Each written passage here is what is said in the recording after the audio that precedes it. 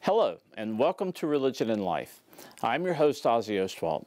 When we think about religion in the South, we think about Baptists, Methodists, Presbyterians, Catholics maybe, but seldom do Buddhists enter the discussion. My guest today, the Reverend Dr. Grace Burford, is going to talk about Buddhism in America and maybe specifically in the South. Welcome. Is it Dr. Burford, the Reverend Burford, or either or may I call you Grace? You may call me Grace. Okay, thank you so much. You really have what I consider a unique position. You're at Davidson College. I am. And you are an associate chaplain. Mm-hmm. And although this may not be the technically correct title, you're a Buddhist chaplain. I am. So you are an ordained Buddhist minister, and I don't know if the terminology is correct there or not. So far, so good. You're doing really well. Because really, before I met you, I'm not sure I ever thought about ordination as a Buddhist minister. I might think about priests or monks, but is that a foreign kind of concept for Americans or for Southerners, or is it more common than I'm aware of? It's actually a really new category. Okay. So Theravada Buddhism is the kind of Buddhism that I practice, and the historical, traditional sort of categories within Theravada Buddhism are full ordination into the monastic order, either as a monk or a nun, or lay people. Right. So there is no sort of in-between clergy, and so here in this country, that's been perceived by some as kind of a missing piece. So when, especially post 9/11, we start to have more, and certainly these days we really need more interfaith gatherings of, they would try to get leaders from different religious traditions to come, and if you want to have a Buddhist, you typically are going to either end up with a monastic or a lay person, but there wasn't anybody who was sort of the equivalent of like the Protestant ministers, of which there are usually many in the group. So, so the person who has been doing the minister ordination training and ordination, Gil Fronsdal, in California, specifically started this after 9/11, so that there would be Buddhists who could step up and be in that role. And that's one, the interfaith conversations is a really primary role, but also to serve the clergy function in other ways as well. Yeah. Well, you gave a talk earlier to our students here at Appalachian State University, and it was insightful and enlightening and very interesting. And one of the things that came out of this is, and I'm paraphrasing you here now, but it seems like you were a Buddhist before you knew what Buddhism was. And you described your journey from being a Presbyterian young woman in Kentucky to becoming a Buddhist minister. And I'd like just to take a moment to watch you describe that journey, if you will. Okay, and I grew up in southwestern Kentucky, and pretty much everybody I knew was some form of Protestant Christian. I was very happy going to church and that being part of that community, and I was very close to my mother, and it meant a lot to her that we did that. I sang in the choir and, you know, did all that good stuff. And at the same time, from a child, really little child, I had this experience that I would just describe, without going into a lot of details, I would just describe as sort of random occurrences of lucid awareness. And it always happened when I was by myself. It was not scary or weird. It was just, oh, I see what's happening here. I never talked to anybody about it. I didn't think of it as religious. It had nothing to do with going to church or anything. So it just never occurred to me. People don't talk about that kind of thing. So I just never mentioned it. I discovered through experience, through very painful, have to deal with this kind of situation experience, that if I held very still and I completely focused on my breathing, like just my breathing, that it was better. And I could get through it. But this instant my brain went off on something else, it would come back. The pain would come back. And it would be like, okay. So I practiced in this very sort of self-Pavlovian way, breathing meditation, essentially. So then, flash forward, I'm in college, and I had this wonderful professor who was really way ahead of his time in talking about religion and science, and really I got very jazzed about this type of thinking that was happening in religion when it meets science, and it was very exciting to me. And at the same time, I took a course called Asian Religions in America. And that was really the first time I learned anything about Buddhism. And when I read the descriptions of, there's this path, and then, you know, the Buddha had this experience of lucid awareness, basically, I kind of went, oh, okay, I get that. I get what that is. It had never occurred to me that I would ever run across that anywhere else other than in my own experience. So now, in the course of my sophomore year, I declare a major in religion and decide that I'm going to get a PhD in religion. Okay, well, that's a really very interesting biography, and I don't know that I can say that I've ever met anyone who's had quite that journey. But I'm curious now that you find yourself as a practicing Buddhist and a chaplain at and those of the listeners and viewers who don't know Davidson College, a small liberal arts Presbyterian school in North Carolina in the South. What exactly does a Buddhist chaplain do in that setting? Well, so the first thing that people usually want to know is, are there a lot of Buddhist students at Davidson? That entered my mind. Are you? I would guess the answer is no. No, there are not a lot of Buddhist students. There are some.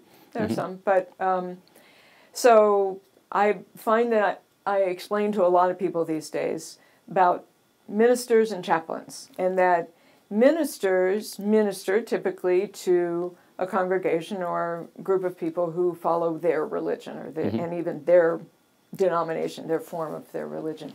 But chaplains serve everyone. And so chaplains are usually, usually grounded in their own religious, spiritual, or humanist practice, and that's important to them, and they're thoughtful about that and engaged in that. But they come from that grounding to minister, to serve everyone. So I'm thinking in a typical week, you might see Christian students, Jewish students, Protestant Catholic students, maybe even a Buddhist in your office. Yes. And students would come to you for spiritual guidance or other sort of help. Is that right? They do. Yeah. You know, the fastest growing demographic in terms of religion in this country is those who are not affiliated. So, and that's true in the Davidson student population. Fastest growing group is the students who are not affiliated with a religion. Are these the nuns the yes, so-called nuns? There's been some objection to calling them the nuns, but that's clever, so we like to say it every now and then. It's N-O-N-E. Right, no religious affiliation. Yeah, Checking, so, yes. Yes, and I think one of the objections to nuns is that it's not putting them in a category of having no religious or spiritual life. Right. They're just not affiliated with a religion. Right. Although there are some who are quite adamantly secular humanists, different ways that they refer to themselves. So I head up a couple of student groups, and one of them is a mindfulness group, and we meet every week for an hour. And that one it happens under the auspices of the chaplain's office, but it is not religiously affiliated. Right. And so I have students, that one's actually open to staff and faculty as well. So I have people from across the college who come to practice mindfulness, and they don't necessarily think of it as wedded to any particular religion. Right. And then I do, the other student group that I lead and give talks to and lead meditations for is the group that is for students who are interested in exploring Buddhism. Of course, they can take courses in Buddhism, but there's some more kind of personal exploration and practice. I do get a lot of students in that group who do take classes on Buddhism, and they get kind of interested and they want more, and so they will come to that group as well. So those are kind of two regular things that I do where I'm interacting with students. I also, after I got to Davidson, started a group that I now call the culturally Buddhist students, because they're typically international students from Asian families, Asian countries, and they think of themselves as Buddhist in a very different way. So that this culturally Buddhist group is kind of the name that we've hatched together as what fits for them. Right. And so we also get together, not quite as often, but that's also a good experience for all of us. That phrase, cultural Buddhism, raises some questions in my mind. I mean, you're essentially a Western scholar who's writing about Buddhism and practicing Buddhism. I wonder if that, as scholars of religion, we often talk about insider-outsider conflicts. How does that, coming from a Western perspective, do you think that uniquely frames your perspective on Buddhism or your scholarly work on Buddhism? And maybe put a different way, do other scholars who are not from a Western perspectives look at your work differently or critique it in any sort of unique way? It depends on what work you're talking about. So let me kind of come at one angle of your question.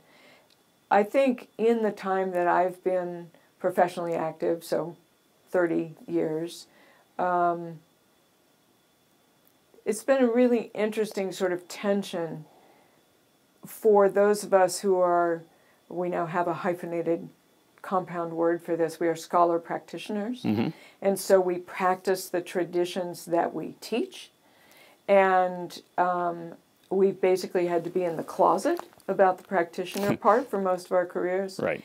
And I think with good reason. You know, we really don't want people sort of preaching their religion in an academic context. But the problem with that is when you're teaching about a religion that is so focused on practice, if all you do is read the books, then you've kind of missed something. You've missed a big chunk of what this tradition is. And you're never going to be that person who was raised in the culture and you were just sort of doing this from childhood. But I think if you haven't tried at least some practice, then you've missed something crucial about these traditions. But you have to be very careful about how you do it, which is how my role now is very supportive of kind of the academic thing. I'm not doing academics in these groups. That's right. And when you're a former professor turned chaplain now, right? So I'm doing chaplaincy. When students come and talk to me for pastoral counseling or because they're interested in making a connection with a group or another practicing group or something, they are not looking at me as a professor. Right. I'm a very well-informed chaplain. Okay. Because of my background. Right. You know, but then I'm still a scholar. I'm still working in that area, and I think my scholarship is informed by my practice, but I'm either writing about and reflecting on that practice or I'm not. Right. But I don't kind of mistake one for the other. I guess that's, I mean, it's a both and kind of answer. Well, that's something we're, especially in a state university like Appalachian, we're very sensitive in the Department of Religious Studies about non-advocacy and keeping the study of religion separate from the practice of it. But your focus on practice here, and it seems to have a couple of meanings in our discussion, because it strikes me that and maybe this is an oversimplification, but it seems like one of the big differences between Western religion like Christianity and Buddhism is the focus in Buddhism on practice as opposed to doctrine or orthodoxy. So we use the word orthodoxy to describe right belief in Christianity. I've heard you use the term orthopraxy to describe, I guess, right action in Buddhism. Is that a fair kind of comparison there for those of us, for our viewers listening who may not be real familiar with Buddhist teachings? Yes, I do think that's fair. I mean, certainly Buddhists have beliefs, and there's whole elaborate worldviews that Buddhists operate within. But the focus really, I would argue, is on practice. That, and I think it explains some interesting phenomena, such as that there are plenty of people in other religions who practice Buddhist practices. Like, they don't find that they have to jettison their Christian worldview in order to practice Buddhist meditation, which is kind of an interesting thing, because you don't really find it going the other way quite as much. The exchange can happen. I mean, I've been involved in Buddhist Christian groups for my whole career, and I've written a little bit about this, but it's like there is some really fascinating stuff that happens, and exchanges happen, but they tend not to be equal. Sort of, I give you this, you give me this, it's the equivalent. It's more like, this I can get from your tradition, and here's something from mine, but it's not like they're the same thing. They're different ways of being religious. Right. And I think a lot of the Buddhist practice that you're talking about has made its way into popular culture and has kind of been absorbed by religions like Christianity and Judaism. I mean, mindfulness, for example, is a popular concept that many Christians will talk about and read about and practice, and maybe never really realize that they're dallying in the Buddhist world, right?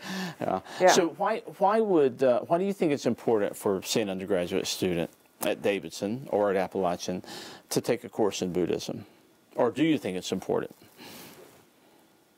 I was fully prepared for this question to come up during the talk. Right. And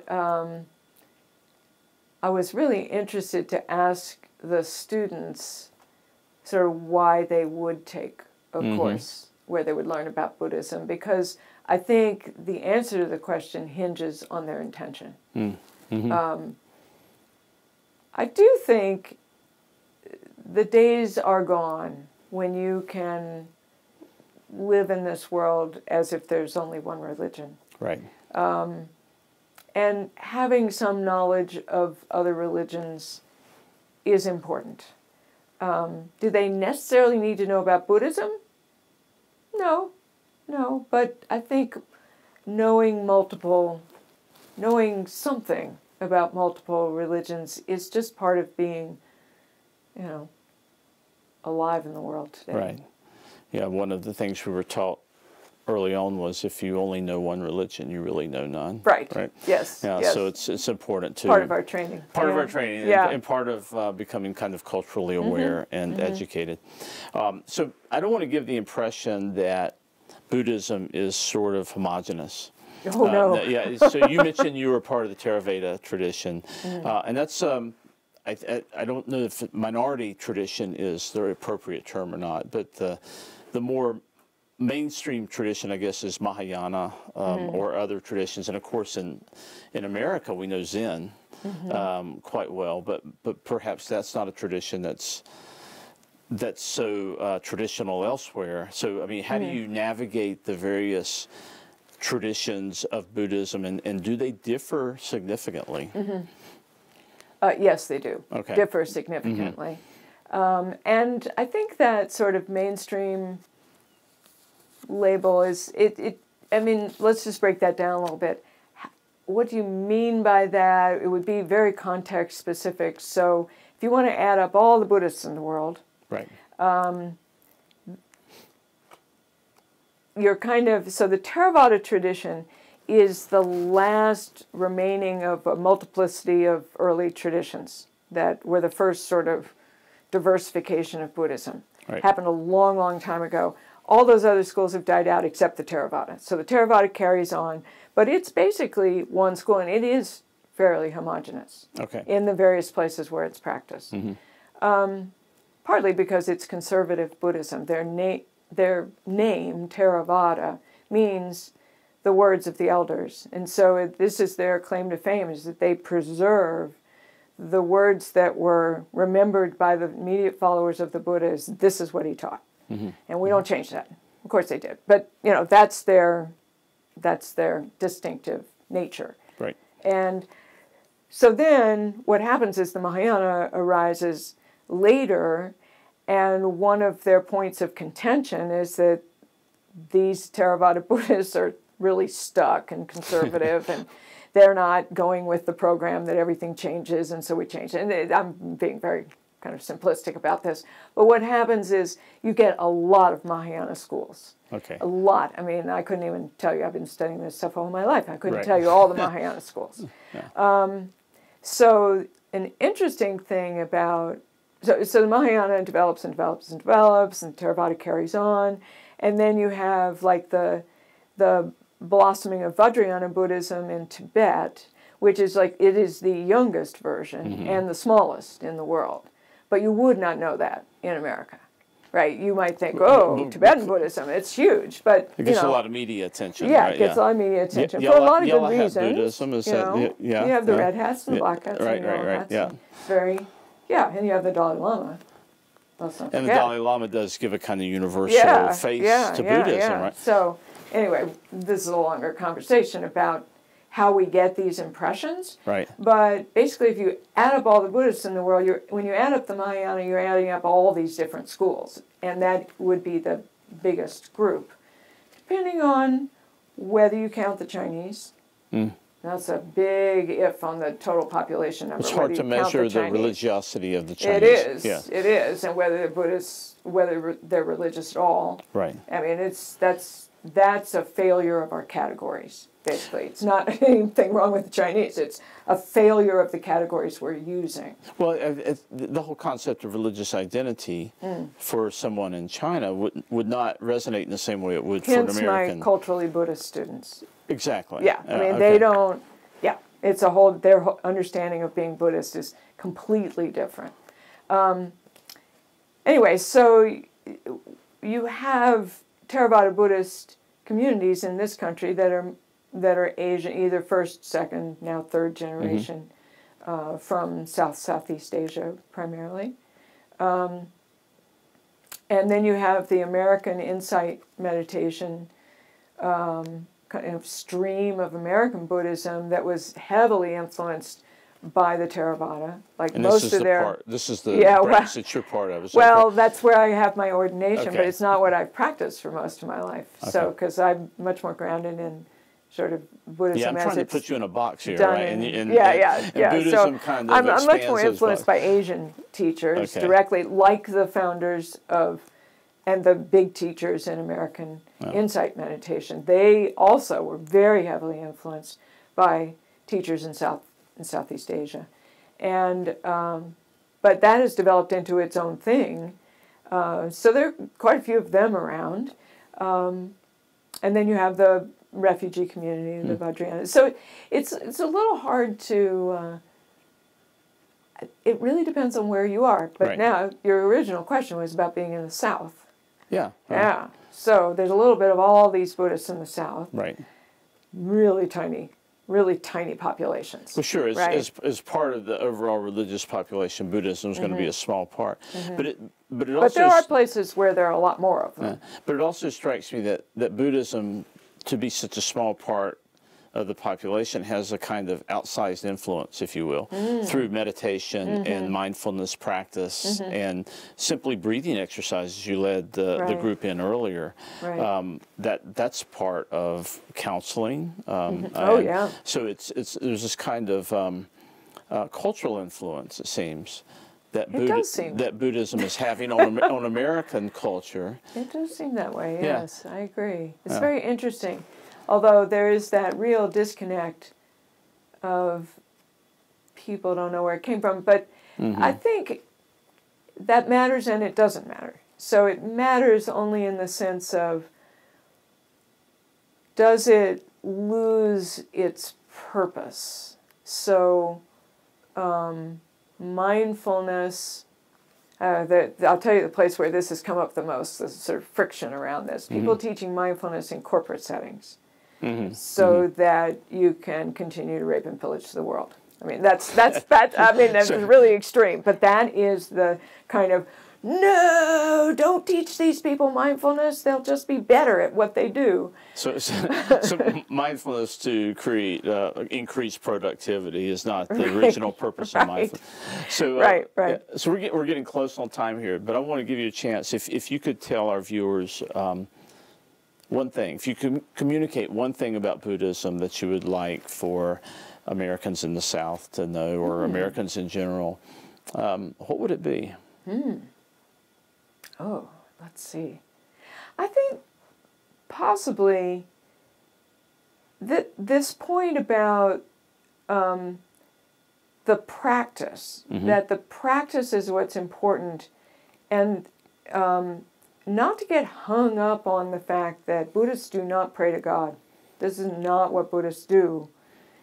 If we could just kind of look away from that and see what it is that Buddhists are doing, that it is all about universal love and compassion and wisdom, really seeing things the way they really are. I mean, the Buddha said,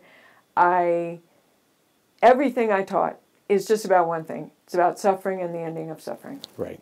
So if we could kind of keep our eye on that, I think it would be less threatening to the people who find it threatening and more appealing to those who are possibly a little lost and, you know, they don't want to do other things that they've heard of, but maybe they might gain some benefit from looking at that. Well, you mentioned our current generation of students earlier, and we're teaching this. I'm teaching. You're serving the same generation of students, and I think one thing that maybe our current students have that our generation did not have is that they are more open, I think, to listening to the world traditions and to perhaps seeing how they overlap or what they have in common, and not be tied into simply one way of viewing things. And I don't know, I think that's kind of a hopeful thing. I do too. Yeah. I think that's very encouraging.